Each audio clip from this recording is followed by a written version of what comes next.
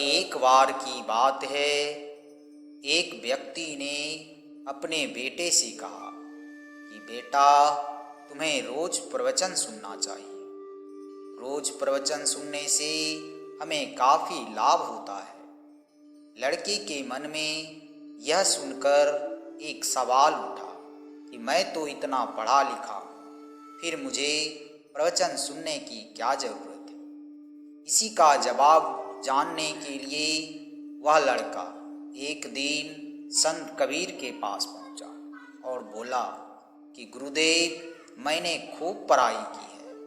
मैं अपना अच्छा बुरा अच्छी तरह से समझता हूँ, लेकिन फिर भी मेरे माता पिता मुझे लगातार प्रवचन सुनने के लिए कहते रहते हैं। आप ही बताएं कि मुझे रोज सत्संग सुनने की क्या ज़रूरत है।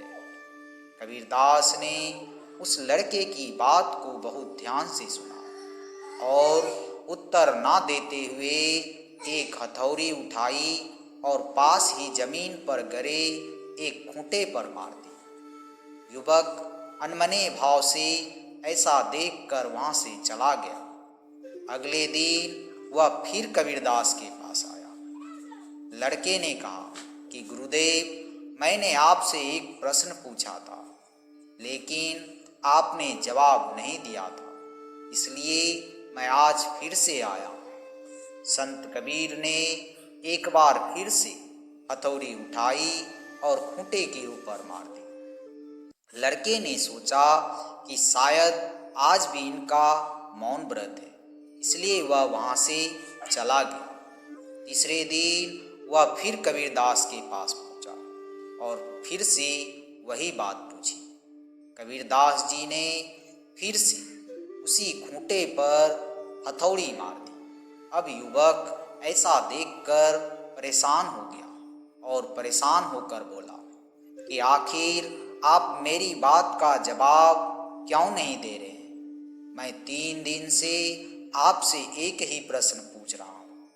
तब संत कबीर ने कहा कि मैं तो तुम्हें रोज जवाब दे रहा हूँ, परंतु तुम इसे समझ नहीं पा रहे हो। मैं इस खूंटे पर हर दिन हथौड़ी मारकर जमीन में इसकी पकड़ को मजबूत कर रहा हूँ।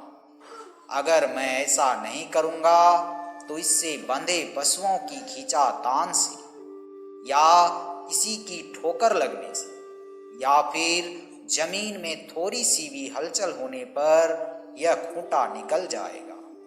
संत कबीर ने समझाया कि प्रवचन भी हमारे लिए ठीक इसी तरह काम करता है। अच्छी बातें हमारे मन रूपी खूंटे पर निरंतर प्रहार करते रहती है, ताकि हमारी पवित्र भावनाएं दृढ़ रह सके। युवक को कबीरदास की ये बातें समझ में आ गई और वह वहाँ से चला गया। दोस्तों, नित्य सत्संग हृदय में सत्य को दृढ़ कर असत्य को मिटाता है। इसलिए सत्संग हमारे जीवन का अनिवार्य अंग होना चाहिए। और जब हम अच्छी बातें रोज पढ़ेंगे सुनेंगे तो निश्चित रूप से हमारा मन ज़्यादा नहीं भटकेगा और हम अपने कर्म पर या कहें अपने कार्य पर सही से ध्यान दे पाएंगे और सफलता प्राप्त कर लेंगे। दोस्तों, आशा है आपको यह कहानी पसंद आई होगी। यदि कहानी पसंद आई है तो इसे लाइक करें, शेयर करें और हमारे चैनल को सब्सक्राइब जरूर करें। आज के वीडियो में इतना ही। मिलते हैं अगले वीडियो में किसी और ज्ञानवर्धक बातों के साथ। तब तक अपना ख्याल रखिए। नमो कबीरा।